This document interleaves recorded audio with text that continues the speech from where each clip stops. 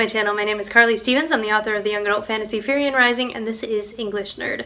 So you may or may not know, probably not because I don't really talk about it much on this channel, but I just started running about a year ago, or a little less than a year ago, and by that I mean running and walking and running at all. So you can take a look at the vlog that I made of the Run Disney 10K that my mom and I did. It's great stuff. But here are some of the things that running taught me about writing. So this whole series has been about how you can learn about writing or any other creative discipline really from unlikely sources if you just keep your eyes open for those particular lessons. So running taught me a few things, or reinforced a few things at least, about writing for me. And the first is that you should name and celebrate milestones. This is something that people do with running a lot. Oh yes, I ran my first mile, I ran my first 5K, I ran my first 10K, half marathon, whatever it is. And people will celebrate because they hit that goal, or maybe it's speed or whatever it may be. For writing, you should also set up those same kinds of milestones for yourself and actually celebrate when you're finished. Like with my first book, Firian Rising, when I finished the draft, I celebrated. When I finished the first major edit, I celebrated again. When I finished the final edit, I celebrated again. When it was published, I celebrated. So figure out what those things are for you. Maybe you're not in the position where you're that far into the process. Celebrate once you hit 20,000 words. I mean, that's a huge accomplishment. So figure out what those things are and make sure to celebrate those milestones, even if they seem small. Like, hey, I made my first $1 writing, whatever it is, and then you can level up from there as you progress. The second thing running taught me about writing is that, or reinforced, is that you shouldn't compare yourself to other people. It's easy for me to look at other people and say, well, they are runners. They actually have run for years and they can go without stopping and things like that. But I've gotten better and better, thank goodness, at not comparing myself to other people. Like my sister can run farther and faster than I can. That's okay, I'll get there one day. And with writers, it's really tempting to look at people who have already published a book, or have already published, they're on their 6th book, or the people who are making a living now, or at least breaking even, or whatever it may be. Comparing only just, it disappoints, it dampens your spirit, and there's really nothing good that can come of it unless you're comparing for inspiration. Like, yes, so my sister can run farther and faster than I can. She started earlier than I did. So I look at her and I think, okay, well, she has my genetics and look what she can do. So I don't compare myself in order to say, oh my gosh, what a nightmare.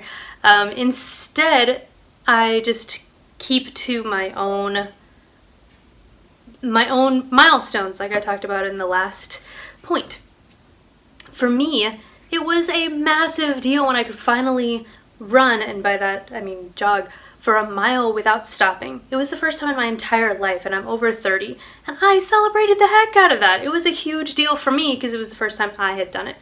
Now, of course, I'll get better as time goes on, but comparing myself to people who have been doing that or are able to do that already would have done me no good at all. Okay, number 3 is super important if you want to be successful at really anything, but you get better at both running and writing if you do it when you don't feel like it.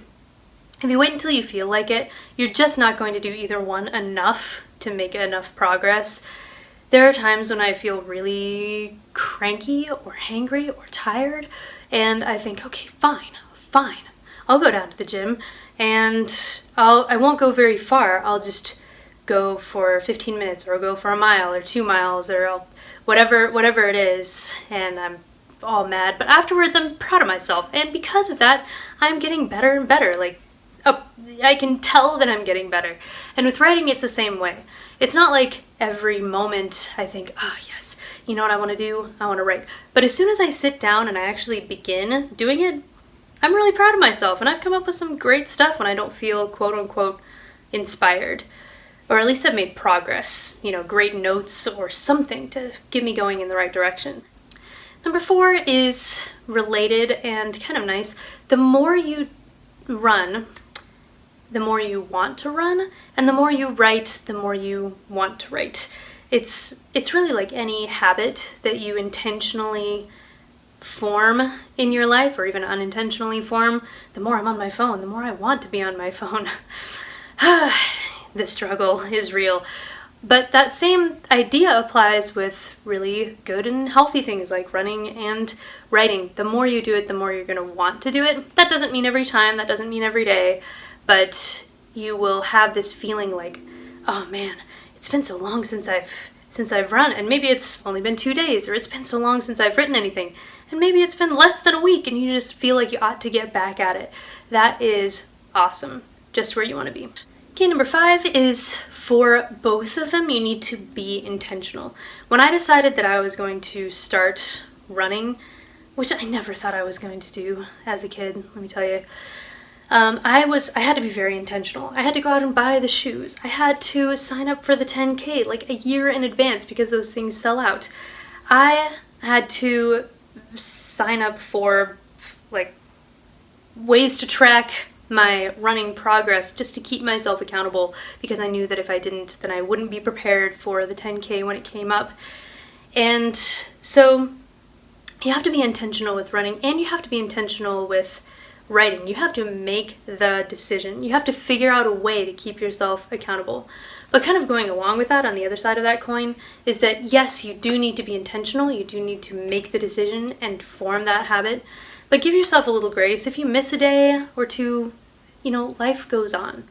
It's fine. The worst thing you can do is stew about it. The best thing you can do is just get back on the horse and continue to do what you should be doing.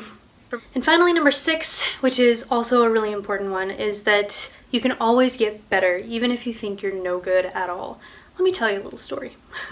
I hated running, like not just kind of, but with this burning passion of fiery suns for many, many years, because I was so traumatized from having to run a mile in 8th grade and then 9th grade, because not only was I the slowest, but I was also the most out of shape, and so it took me the longest, and I was in the most pain. Like it was like lose-lose-lose situation. It was just absolutely awful. So I thought I never would run in my entire life. I was perfectly fine with that. I was hoping I would never even get chased by a bear or something, so I'd have to run because I really didn't want to. And yet here I am. I started out hardly being able to run, a block. I'm telling you, I was so out of shape. I'm still not in super good shape, but I have made such strides that it's obvious that I've improved. With writing, it's the same thing. Maybe English was rough for you in high school. I mean, I've heard stories of people who were told they would never be writers. I mean, who would tell somebody that? But people who were told that they could never be writers who ended up making a living out of it because they improved and improved and practiced and practiced and practiced and read and then wrote some more. So if you want to become a runner, or if you want to become a writer, a lot of the principles are the same. So anyway, that's what I have for you today. Like this video if you like it. Don't forget to subscribe for more English nerdy goodness, and I hope you were inspired like I was to improve in the areas that I was not very good at. Just keep the right mindset and you'll go really far. Alright, I'll see you next Monday. Bye.